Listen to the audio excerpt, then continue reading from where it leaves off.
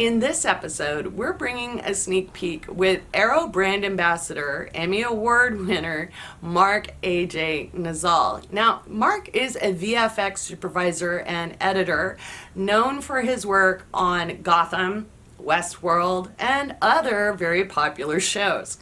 But he's got a private project he's working on called Carmina the Movie, and Gigabyte is a sponsor and executive producer of Carmina the Movie. We're talking with Mark about a little behind the scenes magic.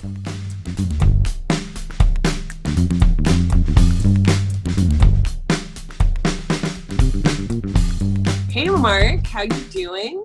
Hey Lori, how's it going? How's Saturday treating you in this new paradigm? Very well. How about yourself? Pretty good, all things considered. So you're working from home like pretty much everybody else right now. That means you're doing studio work. That is correct. I mean, if you take a look at LinkedIn, especially, and almost every other press release, our industry is one of the few industries that thankfully can work from home. So with everything going on in the world right now, we're lucky that the entire industry at large is supporting these efforts, and everybody at this point, I'd say most of everybody, maybe like a 1% in the IT field, but for the most part, everybody as far as artists, supervisors, everybody in between is working from home, keeping Now, safe.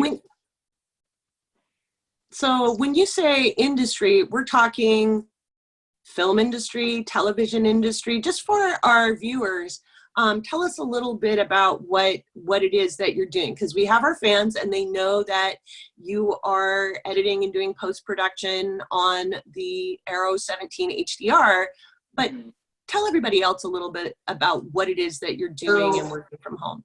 Yeah, what I mean by that is I'd say right now, apart from actual on-set production, the entire film industry is working from home. You could practically say that. Everybody from editors, from sound people, sound mixers, people that do ADR. Well, actually, maybe not people that do ADR, but you get the point. It's like everybody who's doing post-production work is working from home, or even pre-production, because you can draw, you can direct, you can do whatnot. I think the only thing, or the only part of our industry that's obviously not working from home is physical production, because they have to be on set, they have to shoot things, they have to collaborate with a lot of people. So yeah, they're the only ones that are not working from home right now, but almost everybody else is. Obviously, with things in the world happening fast and furious, everybody's had to figure out ways of working from home effectively, fairly quickly, and almost with no preparation. So the fact that a lot of studios have gotten themselves up and running at this point has been very impressive on a human scale. But we also have a lot of existing technologies that we've used over the years that are now being used for our major projects. Right. So normally in the studio, you're working on the visual effects. So you make the movie magic, right? You make the let's not say me. I mean, we're a very big team. We're a company of 100 plus. I would never in a billion years just say me. I say we are making movie magic throughout the world. Not just our company either, myself and peers from other companies. It's a very large industry, and we are one of the few lucky ones that can continue working throughout all of this. Right. So, and that's part of one of the cool things about technology is, and I think this is something people don't always understand. Nobody just does one thing all by themselves in any endeavor. We're doing it collectively. We're doing it in a collaborative way. So sometimes one person will get more notoriety, but it usually takes a team. Isn't it nice that we have the technology to do that? Oh, very true. I mean, like you said, everybody does different things. And that's not just true in the filmmaking spectrum, but it's also true in visual effects itself. Like, as an example, one of the questions that I hate the most, or not say hate, hate's too much of a strong word. One of the questions that I largely dislike is when people say, you do visual effects, right? I'm like, yeah, and it's like, oh, can you do something for me? I'm like, do you understand that visual effects itself is a large, complex industry with a lot of different breakdowns. There are people that do the equivalent of what people do on set. People that just light, people that create models, people that do the finishing, people that do the editing, people that do color, people that do simulations to emulate real world explosions and whatnot. You get the point. It's not one industry. It's a very large industry that has multiple components, and people just misunderstand, or at least people that don't know the industry very much misunderstand that visual effects is one discipline, when in fact, it's many disciplines. And a lot of people specialize in different things. And there are a few that are generalists, as we call them. I'm one of them. I chose to be a generalist because I also knew that coming into visual effects, the general idea was not just to do visual effects for other studios, but also to do them for my own projects. Therefore, I had to be more of a jack of all trades. And so far, that's doing pretty good for me. Yeah, you've got this little Emmy statue thing behind you. So it appears it did work well for you. So you and your team got the Emmy. Yes, right? we got it. We got it in 2017 for special visual effects in a supporting role for GOP. Wow, that's so cool. So that must have been really exciting for everybody on your team. How has that helped you move forward? You know, because you're really young to get that. Yeah, no, I acknowledge that, and I feel very lucky for that to have happened. I mean, you know, when you're in film school, you do a goal sheet, right? You do like in 10 years, 5 years, and whatnot. I think this was in my 10-year goal, potentially, but as you know, things like this, it could have never happened, for one. And the fact that it happened before my 10-year goal, just for everybody's perspective, I graduated in December of 2011. I had my first job in 2012, and I joined the studio that I'm with now in 2013. So all things considered, I've only really been in the industry for about 6 to 7 years, which is not a lot in the grand scheme of things. To answer your question, Lori, I think what it did for me was when I was in school, obviously everybody does their own stuff. Everybody was doing their own projects. And, you know, the last major project that I did for myself was in 2011. I'm still very proud of it. In fact, there's something that we're going to be doing with that as a retrospective. But in between graduating and doing my own stuff and, you know, finally becoming a professional, I took a little break from doing my own personal projects because I've always felt like I was still growing, that I wasn't ready. I think what the Emmy did for me was it kind of removed the whole doubt of I wasn't ready, because in truth, nobody is ever ready.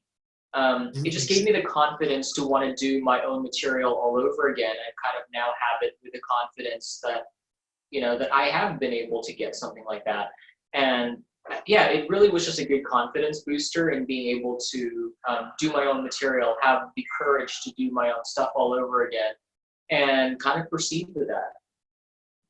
Right now, and that's kind of where GIGABYTE Notebooks comes in. You were working on a personal project, and I reached out to you looking for someone to sponsor with the AERO 17 HDR, and we initially sponsored you to use the AERO 17 HDR for Carmina. Absolutely. Go ahead. 1 second, I do have to, since we are all working from home, it's not as flawless, and we do have like little interruptions, like my phone beeping every few seconds. There we go, silence. Right, that's okay. I think everybody understands at this point. We're all going through it. So on your personal project right now, the one I just mentioned, Carmina, talk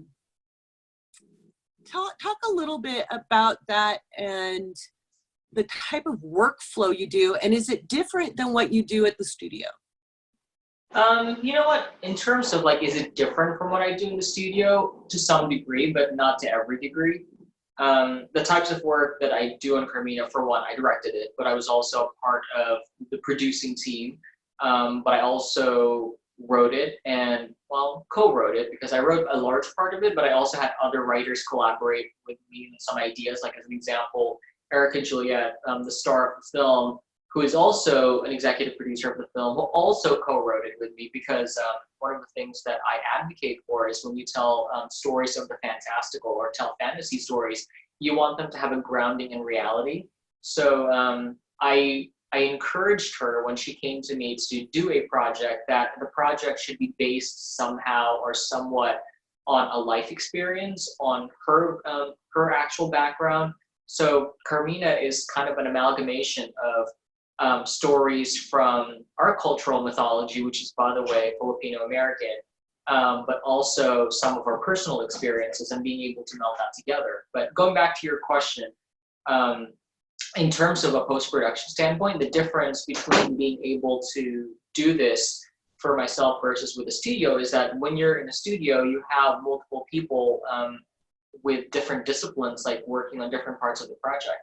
When you've got a smaller project, you kind of have to wear a couple of different hats. There are people that I've had on board that were editors as well. But at the same time, you know, because it is kind of like your baby, you still do some of the things that you wouldn't necessarily just like give to somebody else who is an editor at a studio. I mean, eventually I acknowledge that someday in the future, once we do a project that's large enough, I'm probably going to have to be hands-on. But you've also proven the fact that if you take a look at emerging filmmakers, and not just emerging, but established filmmakers finally telling their own versions of the story, like as an example, Alfonso Cuarón, he directed Roma, he wrote Roma, he was the cinematographer for Roma, and if I'm not mistaken, he's also the editor, but I'm not 100% certain. You can double check. But you get the point. If it's a project that means so much to you, well, yes, you are going to have people support you through the different parts of it, but you're most likely still going to be touching it. Right. So, technology-wise, are you using different software, or are you using the same software or similar software to what you use in studio? Is there a difference?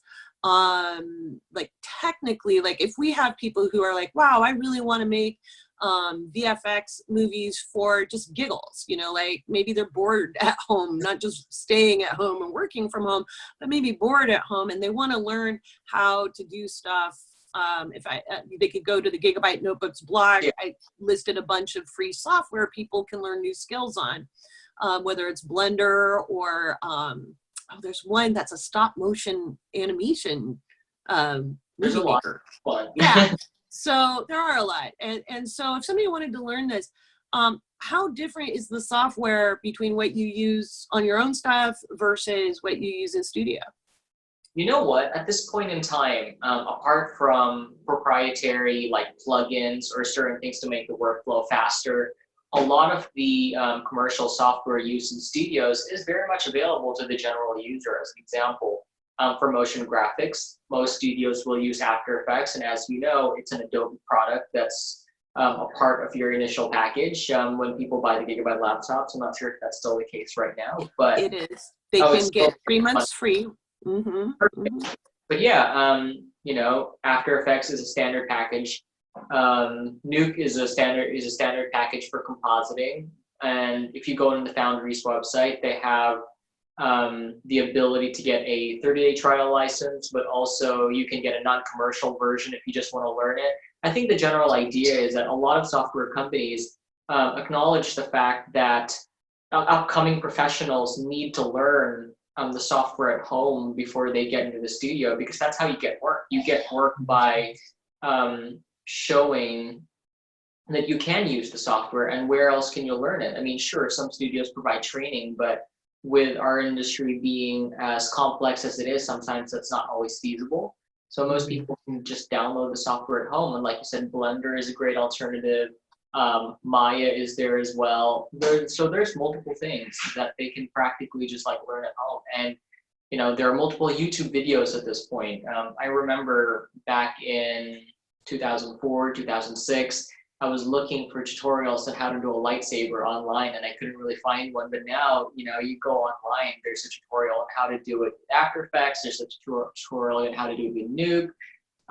The world is a very different place, especially when it comes to technology, and it's better for it, because now you have the opportunity to learn practically anything you want by just looking for it. And as an example, you know, when I was a student, obviously I went to film school to learn visual effects and filmmaking, but it's not going to teach you everything. In fact, what I'm going to say is what I learned from the most was being able to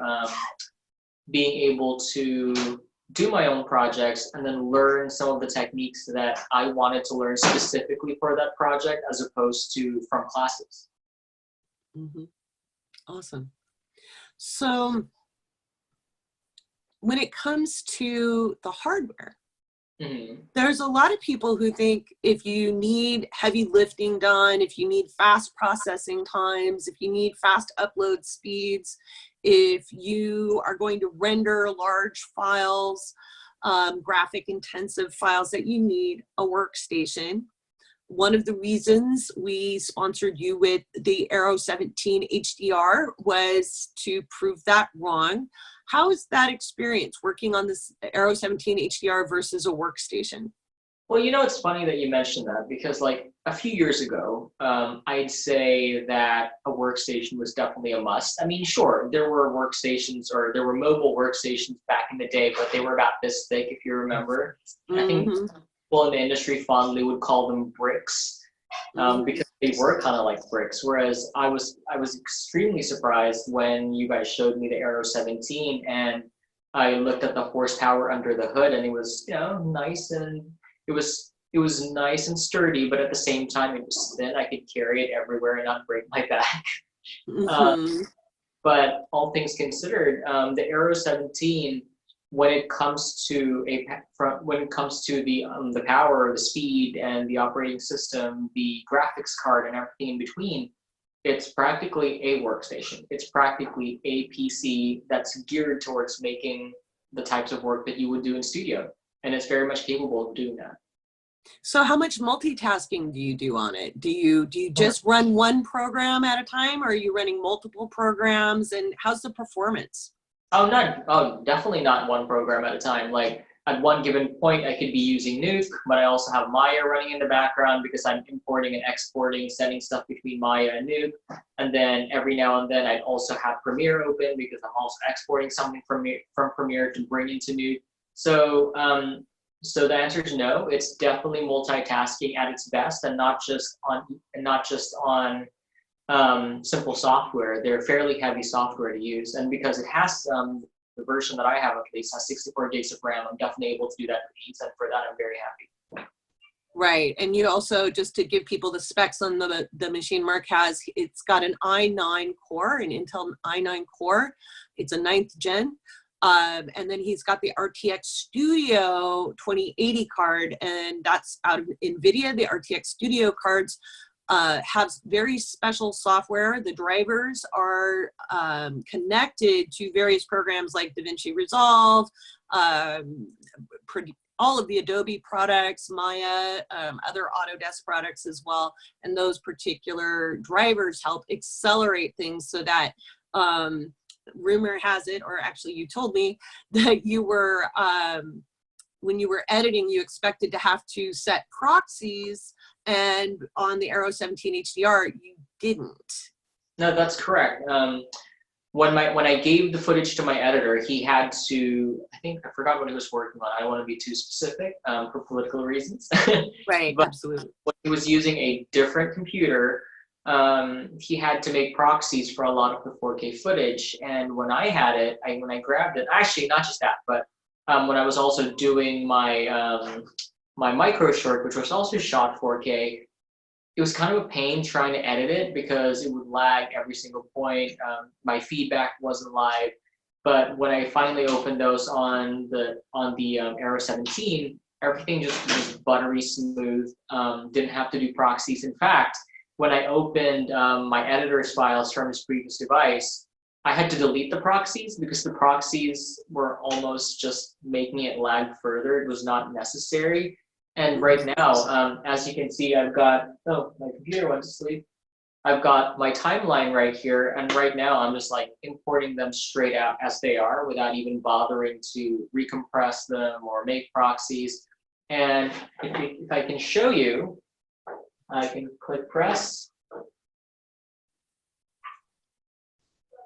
And everything's running in real time. Like, Wow. I'll just stay away from there. Here, let me kind of show that. Everything's running in real time as expected, and there's absolutely no lag. So yeah, call me a happy camper at most. That's got to feel really satisfying. How much time does that save you? Like in real world terms, when you're working on creative projects, time is everything. You No, know? absolutely. So how much? Go ahead. It's not even about saving time, it's also saving yourself the frustration of having to just leave your desk because you're buffering and it's stuck. And when you're editing, sometimes if you're editing like an action-packed sequence, like every frame, every second counts. And if you're not able to see live feedback, it's detrimental to your process. Whereas here, I know exactly where I need to cut down to the micro level because it plays pretty smoothly. So I know that, okay, so when she hits this exact portion, you get the other reverse, and it's fairly easy to kind of like go back and forth and being able to see where your edit for scene A ends that goes into your scene B. You get the idea. Instead of like having to guess as to where that is, I can see live feedback without any issues. And for me, that was just great. That's awesome. That's awesome. Yeah, frustration when you're a creative is kind of poison.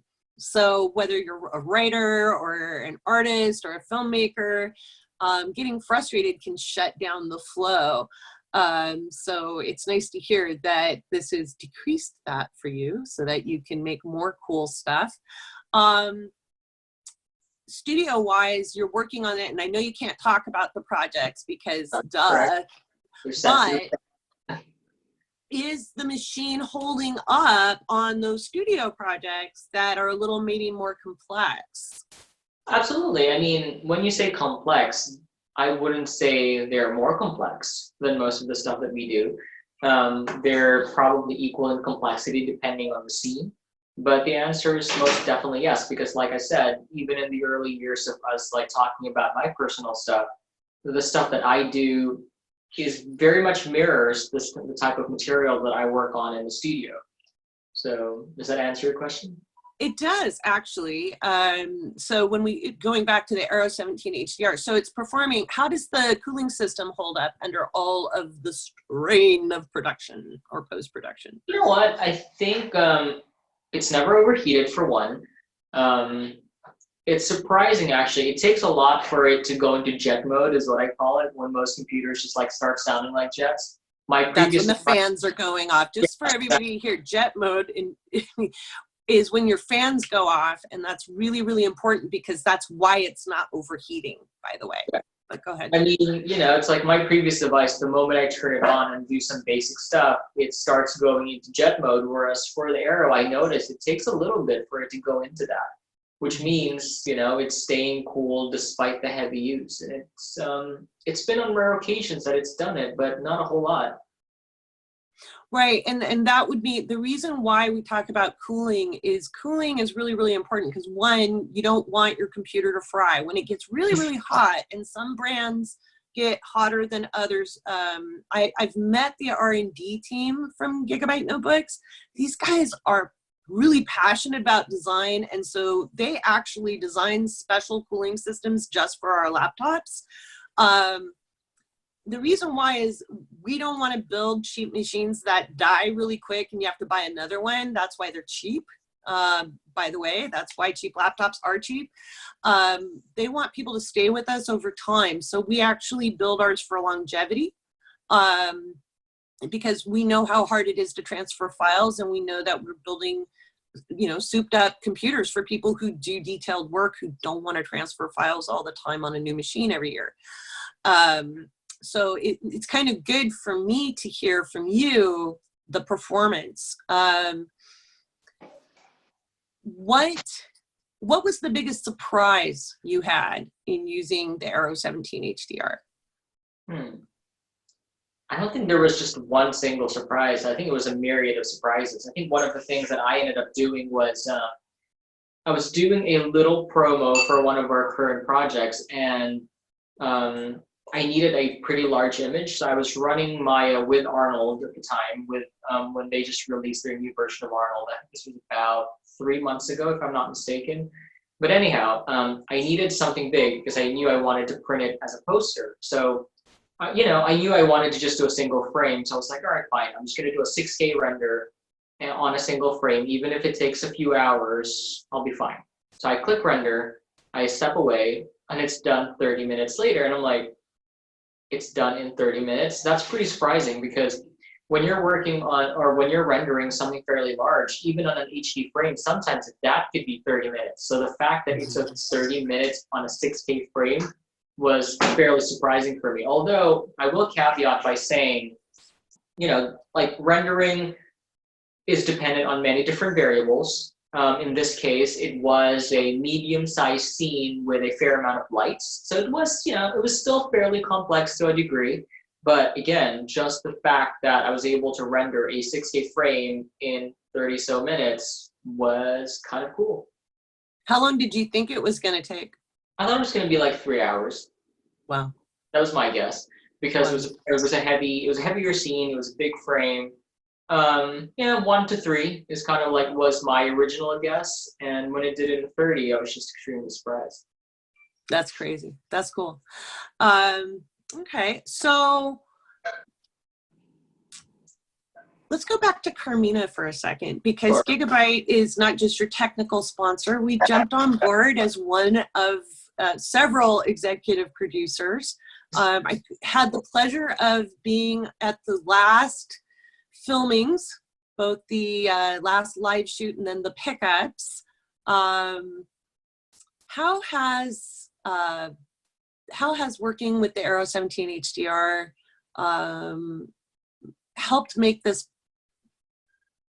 project happen or move forward or flow?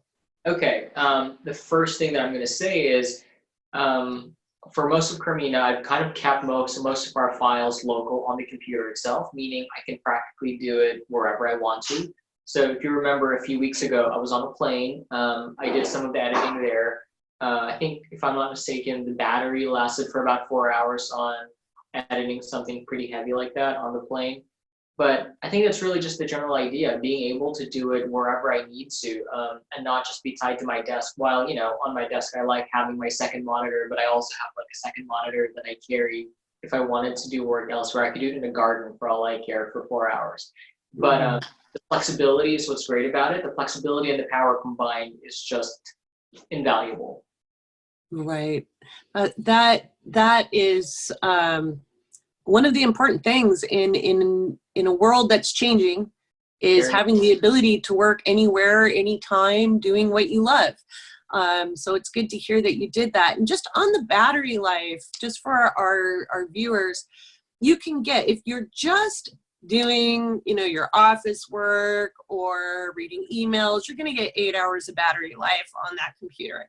But Mark was using what programs? I was using Premiere on the plane. Okay, so Premiere is going to take a lot more juice. And so 4 hours of battery life while you're editing pretty heavy files, sucking up a lot of GPU and CPU, that battery life is just going to be less. And so sometimes people think when we say 8 hours of battery life that it's for everything when you're multitasking and what have you. And that's an obvious no, because the more intense the software is or the projects are, the more power it's going to consume. So again, if you were just checking emails for a transatlantic flight, it would last. Yeah, I can imagine that. In fact, I can vouch for it. The other day, I wasn't necessarily working on software, but I was basically organizing work for different artists to use. And during that time, I unplugged the AERO because I was charging a different computer for different tasks. I like having more than one device, as you can tell. But anyhow, as I was doing that, I left the AERO, and I was still at 6 hours before I had to plug it, and I was still just halfway. You know, I had multiple windows of Chrome open. I had Excel open. I had a remote viewer open. So I had a few things open. It wasn't necessarily just I was just typing stuff in it. I had multiple, I'd say medium to heavy programs, because once Chrome hits like a couple of different browsers and multiple apps, it does get fairly loaded. So and it lasted for 6 hours before I even looked at the battery life, and I was like, oh, maybe I should plug it. But even then, it was still like between a little over a quarter left. So yeah, you're right. You're probably 8 hours should be fairly standard for something like that, if not a little longer. Yeah, pretty cool. Well, Mark, it's always a pleasure speaking with you. And before we end, I just want to say, is there anything else you want to talk to us about? Do you have anything fun coming up? I know things have gotten paused. You know, a lot of projects are on hold because we can't do live shoots and things like that.